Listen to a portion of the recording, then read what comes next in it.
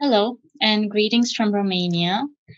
It's a pleasure and an honor to be here with you today in order to talk to you about data coming from the clinical trials for the efficacy and safety of regdanvimab and the treatment of patients with COVID-19. So the first thing that is important to mention is, why is antibody therapy effective for COVID-19? We have to look at the mechanism of viral infectivity. So the virus, SARS-CoV-2 virus, in order to enter the host cell, what it does is it binds its spike protein to the ACE2 receptor on the host cell. And by administering antibody therapy, this process is effectively blocked, and the virus is no longer able to enter the host cell, thereby preventing the progression of infection to more and more cells.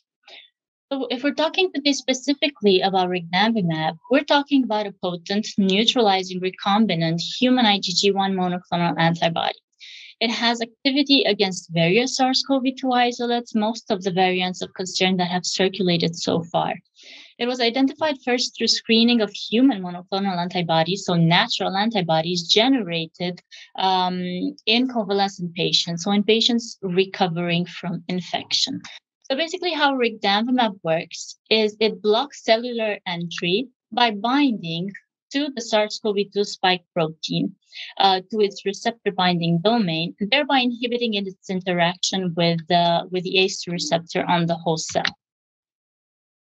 In terms of therapeutic discovery and approval processes, well, as we all know, as clinicians, we know that that before a drug actually reaches clinical practice and before it is approved, it has to go through multiple stages of therapeutic discovery. So it all starts with target identification, genomics, proteomics studies. It goes into drug discovery with compound screening, with preclinical testing of the lead compound, and then it moves into the clinical trials in humans. And this is what we're going to talk about today.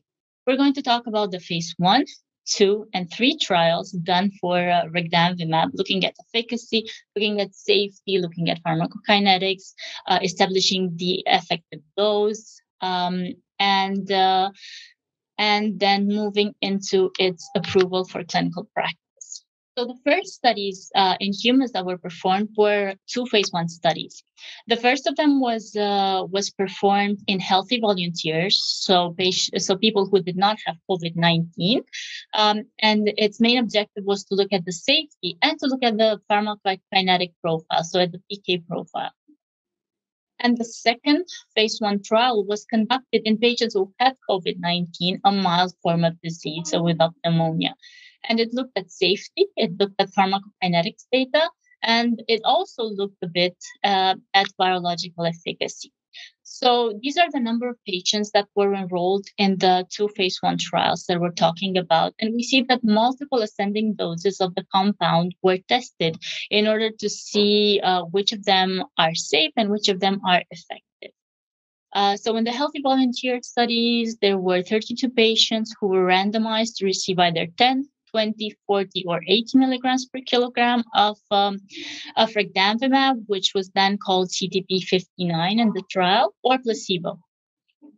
And in the phase 1 study of patients with mild COVID-19, there were 18 patients randomized to receive either 20, 40, or 80 milligrams per kilogram, or placebo.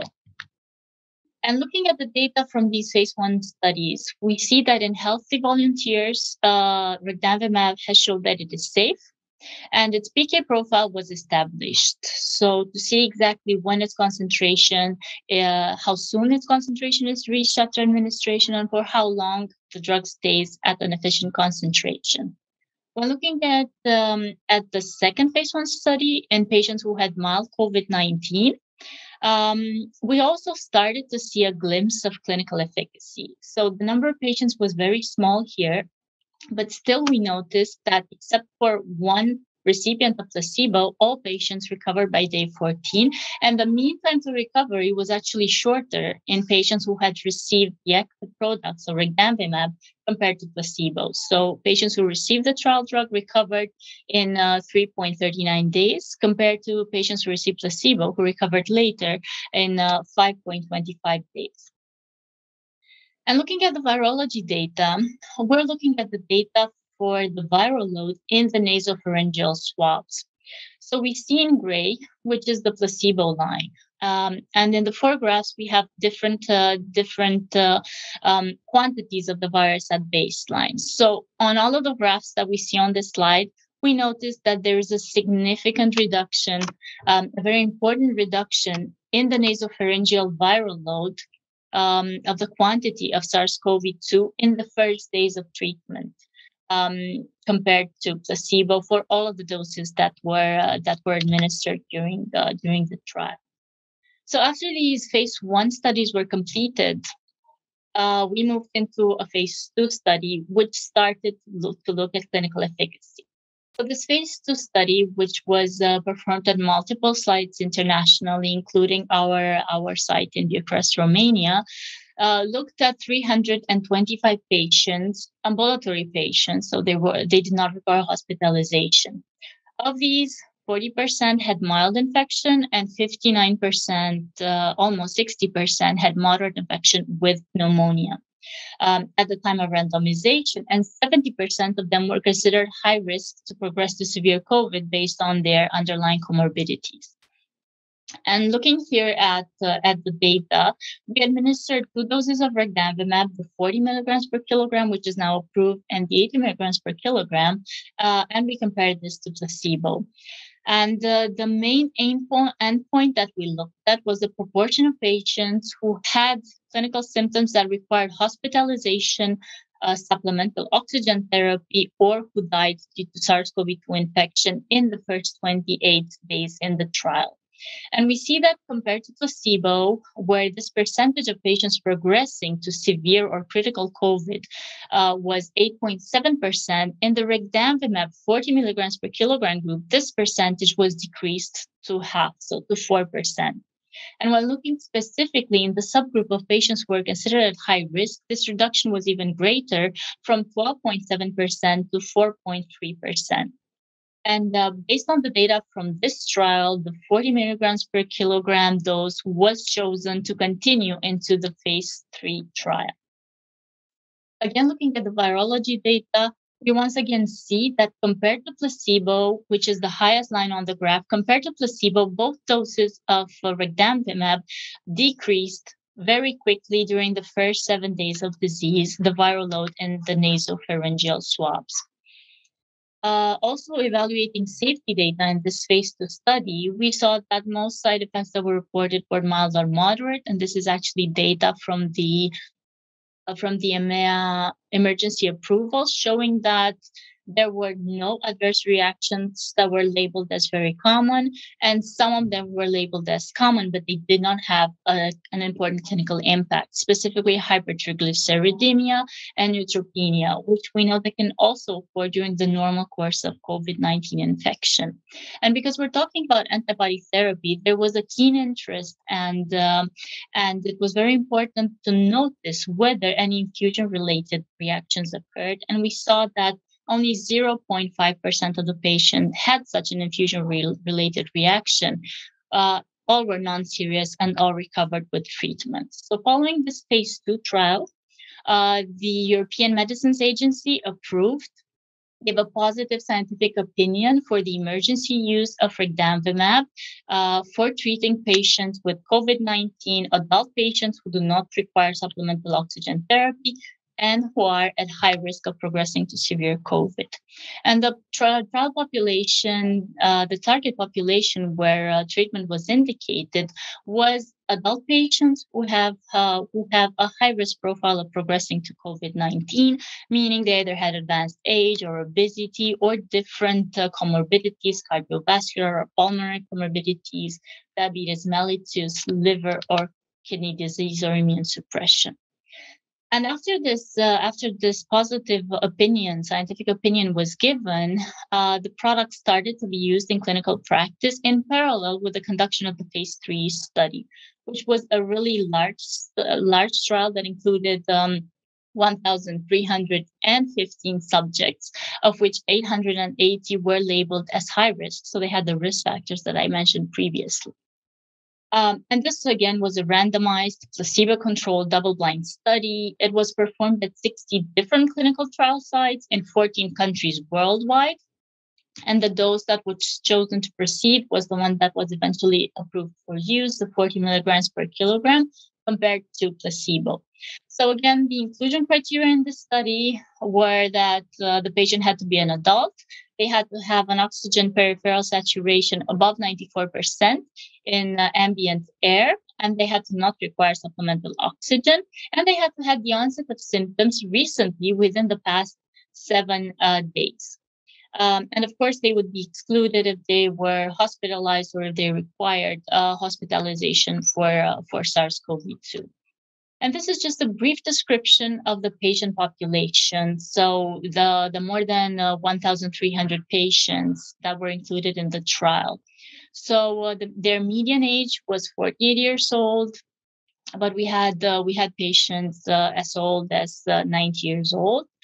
There was a slight predominance of the male gender. Most patients were white, and most were overweight. So the median BMI was classified them into the overweight status, and we also had a lot of patients with obesity as well as risk factors.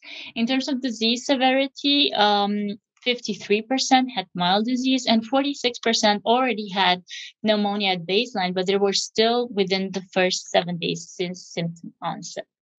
And these are the results from this phase 3 study for clinical efficacy. So the same endpoint that was studied in the previous phase 2 study that I mentioned, we looked at the rate of occurrence of COVID-19 hospitalization, requirement for oxygen supplementation, and mortality up to day 28 of disease.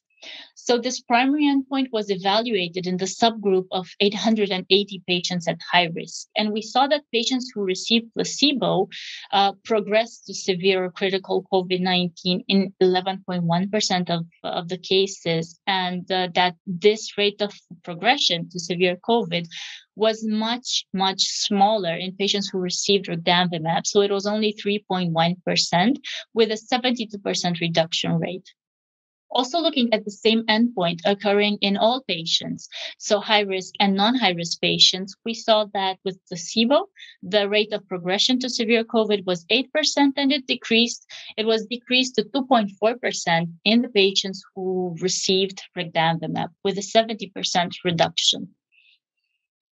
Looking at secondary endpoints, looking at high-risk patients, we saw that there's a very important decrease in the duration of the signs and symptoms. So clinical recovery was defined for the purpose of this trial as the duration of days until the patient no longer presented any of the signs or symptoms of COVID-19.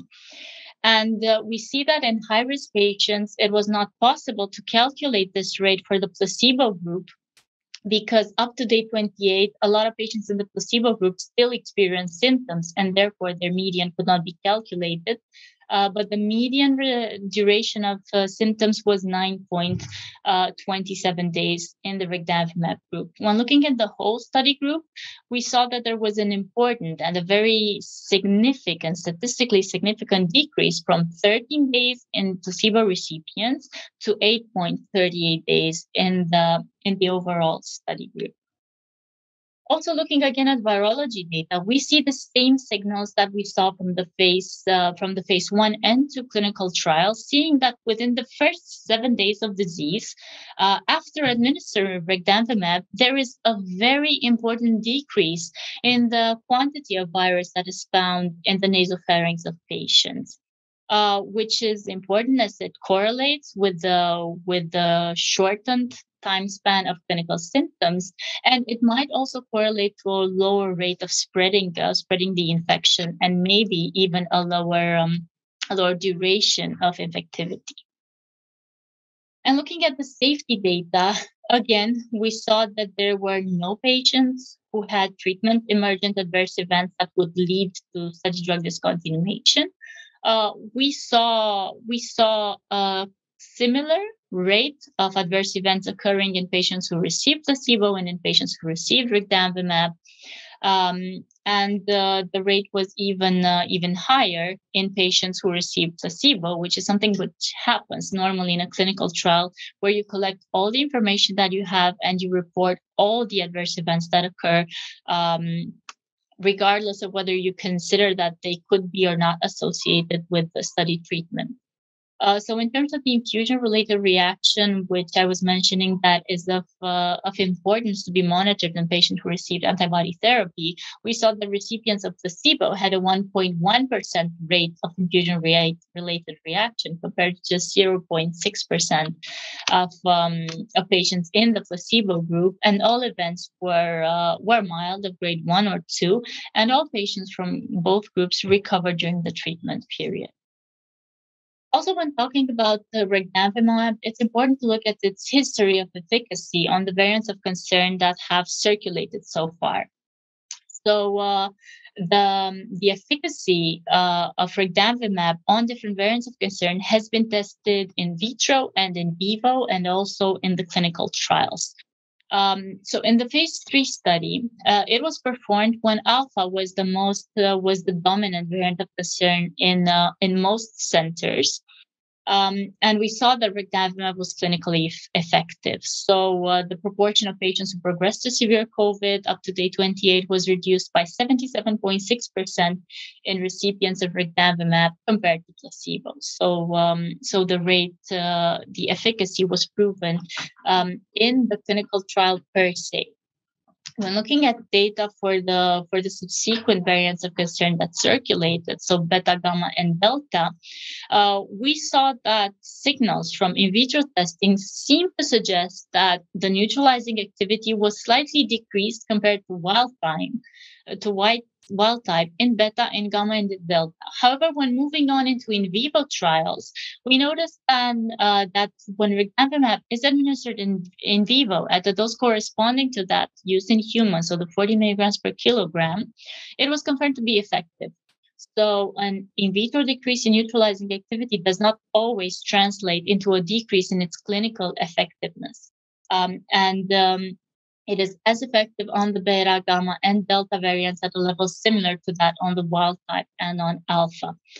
And this is really important, as delta is still circulating in many sites and many countries worldwide, and we know that delta is associated with a high rate of pneumonia, meaning that it is very important to intervene therapeutically as quickly as possible within the 7 days since symptom onset, in order to prevent progression to pneumonia, or to prevent progression to severe pneumonia as well. And in November 2021, the European Medicines Agency gave its final approval and suggesting marketing authorization for regdanvimab, stating that it is indicated for treating adults who have COVID-19, who do not require supplemental oxygen, and who are at increased risk of their disease becoming severe. And this was one of the first 2 monoclonal antibodies that were recommended for marketing authorization for COVID-19. And here we see an excerpt from the summary of product characteristics.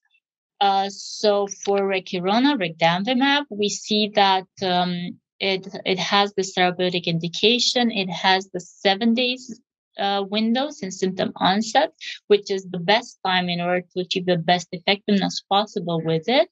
And there's also the indication that patients should be administered regdanvimab in clinical settings, ideally in ambulatory settings, so outpatient services, and they should be observed for 1 hour after infusion is complete to detect for any infusion-related reactions.